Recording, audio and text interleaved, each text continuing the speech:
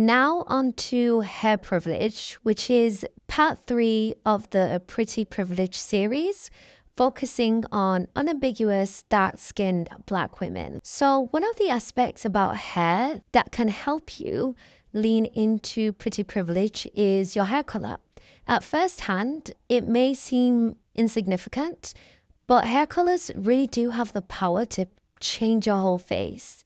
Even if it's one specific hair color, but of a particular shade, that alone can make a huge impact. Like going from dark brown, almost 1B or brown black, to a more chocolate brown can make quite the difference. Your hair color can bring out certain facial features to the forefront that other hair colors can't. Black hair makes my dark brown eyes stand out against my dark brown skin because of that contrast. Whereas brown hair softens my face a little bit more because there's less contrast against my skin. So experimenting with different hair colors can also boost your confidence in your self-image.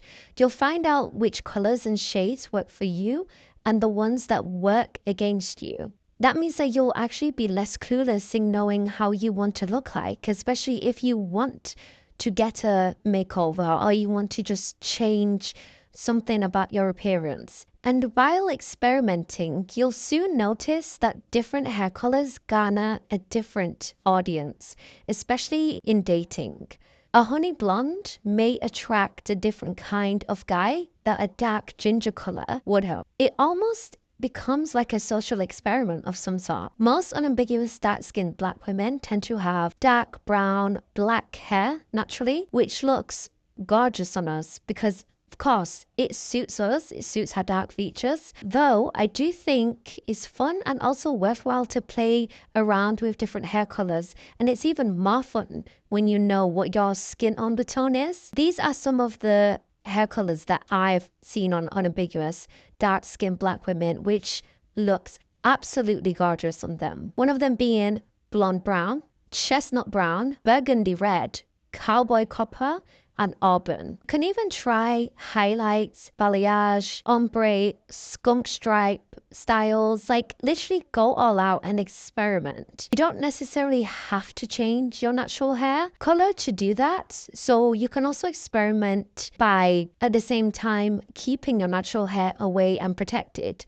So you can experiment with color using your braids, kinky textured wigs and weaves, clip-ins, just to name a few. Sometimes a new hair color will make you look like a brand new person, but that's one of the best ways to play up your attractiveness. Being unpredictable and keeping people on their toes. One thing about humans is that they love a good fantasy and having something new to see and to look at and to experience. So use that to your own advantage and play into that novelty aspect side of things. Some of you may not believe this, but your natural hair, and I mean in its natural state, can get you hair privilege. Our type 4 hair is one of the rarest hair types on the planet, and arguably one of the most, if not the most versatile out of all hair types. Which other hair type can go from a pin straight state to a kinky coily afro that stands in all sorts of directions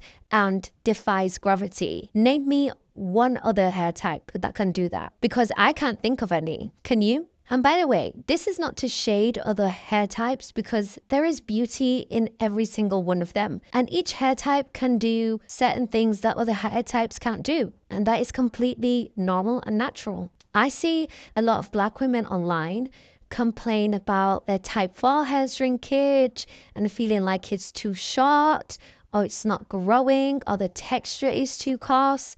And I get it. As a natural myself, who was relaxed for a big portion of my childhood, I have been through it all, especially since I was like one of the few people that I knew who embarked on this natural hair journey. So I had to learn how to take care of my natural hair pretty much by myself. And of course, with that comes frustration because there are times when you literally don't know what you're doing. But as I've come to accept my hair, and over the years, I've accepted my hair for what it is, and I plan to stay natural for the foreseeable future, I have learned that I can still love my natural hair and still not prefer certain aspects about it. Because at the end of the day, it is just hair when you remove all the complexities about it. Just like you have certain features about yourself that you prefer over the other features that you have, same thing applies to your hair. It is fine to accept the body that you're in. That also extends to the hair that you have. Shrinkage is a sign of healthy hair because it shows that there is elasticity. But if you don't prefer your hair in a shrunken state, you can opt for stretched natural hairstyles. And if you do like your shrinkage, embrace it. So you can do this by defining your curls whilst in a shrunken state, or you can just wear out your hair in an afro. If you prefer the straighter look, straight hair naturals exist. And there's a plethora of videos created by straight hair naturals who advise on how to maintain natural hair that is in a straight state and how to manage the heat damage while still retaining length. So you could also look into that too. Also, make sure that you have a simple hair care routine. The reason why I say to keep it simple is because you can always build it into a more complex routine based on the areas of your hair that you want to focus on and improve on. Instead of just spending so much money in the first instance on products and then later realizing that you didn't even need half of them. So knowing your hair porosity can also help you in knowing which products are most suited for your hair. So you can get that good balance between protein and moisture. Focus on retaining length, reducing the single strand knots, keeping your scalp clean and ends moisturized. And also, don't be afraid to trim your split ends at a consistent rate throughout the year. And also, for heaven's sake, stop trying to make your type 4 hair act like type 3, even type 2 hair. Hair length is another crucial element in attaining pretty privilege, especially pretty hair privilege. I know for some Black women, it can get a bit controversial because some say that there's an obsession with wanting to have long hair amongst some Black women. And I've already spoken about this in another video. But I personally disagree with the notion that simply desiring long hair has undertones of anti-Blackness into it. Yes, shorter type 4 hair isn't seen as desirable the same way as longer type 4 hair is seen as desirable, but part of creating your own beauty standard is that you have the freedom to deem what you believe is beautiful to you. And that can include short type 4 hair. That's why in my Black Women Need to Create Their Own Beauty Standard video, emphasized on fluidity and diversity. So for some, growing their natural hair longer is going to be a way to attain pretty privilege. Don't be fooled though, because growing and maintaining healthy natural hair takes a lot of work. But on the flip side, for others, shorter hair lengths may actually help them in attaining pretty privilege too. Because, for instance, shorter hair lengths may actually help your facial features stand out more. Or even having a medium length hair help you in emphasizing certain features about yourself that longer hair may have hidden. But also make sure to consider what is most convenient for you. Taking care of longer hair, whether it's fake or real, can be time consuming and may not be economically feasible. I say this because my aim for these beauty standard videos and beauty related videos is to ensure that the tips that I give and the practical ways in which you can attain pretty privilege as dark-skinned, unambiguous Black women are attainable and malleable for our individual needs. I would also suggest to keep your hair length goals and hair goals in general to yourself. Unfortunately, the unambiguous Black women or even outsiders, people who are not dark-skinned Black women, they can try to discourage you from reaching them. You could desire to have long hair and there'll be someone telling you that it's not possible and that Black women, so there's no point in even trying. Or if you decide to keep your hair short, there'll be people asking you, why don't you grow your hair longer? Or you look masculine by keeping your hair short. And they'll tell you and try to convince you in 101 ways to grow it out, even though you've decided for yourself that short hair is going to be the most suitable for you. And a lot of these remarks are due to a projection of their feelings about how they feel about themselves. But save yourself the hassle and just work towards your goals in silence. Changing your hairstyle is another great way of getting pretty hair privilege. Have fun with different hairstyles as much as you can.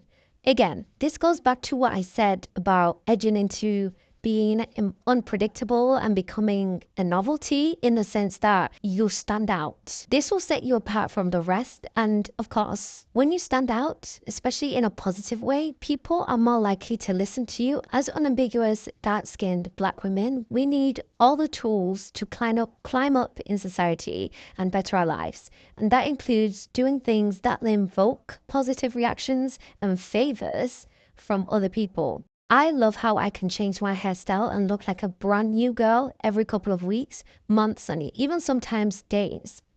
We have so many hairstyles to choose from. Different types of braids like knotless braids, box braids, feed-in braids, different type of cornrow styles, different type of twist styles like Seneca Lee's twist, mini twist, jumbo twist, flat twist. The hairstyles are endless. Hair accessories are a great way of highlighting the beauty of your hair.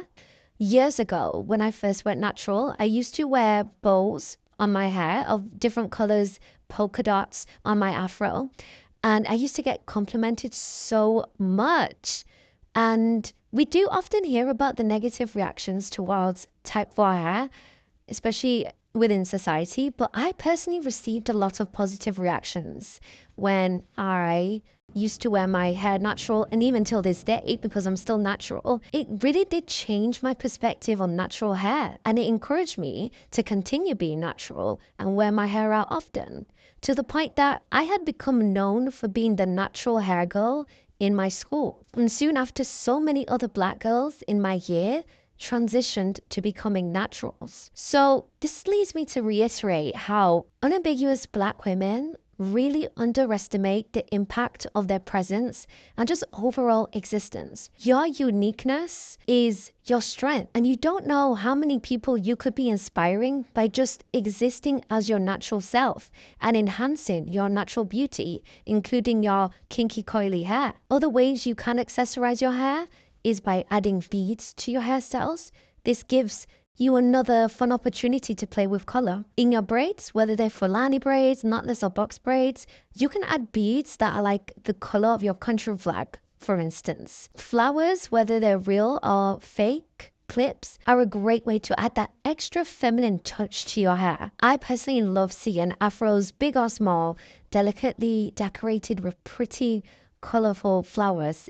I mean, it just makes you look so ethereal. Head wraps are also pretty versatile, and you can tie them in so many different ways, giving you the option to show as much or as little as hair as possible. Headbands too are also another easy way to instantly elevate your feminine presenting look. Guys, we literally have so many options to choose from to gain pretty hair privilege and maintain it too. Our hair also provides us with the freedom to express ourselves, believe it or not, is a privilege in itself. So what are the ways you're retaining pretty hair privilege as part of the pretty privilege package? And how are you maintaining it? As always, I want to hear your thoughts, so let me know down in the comment section down below, and I'll see you in the next one.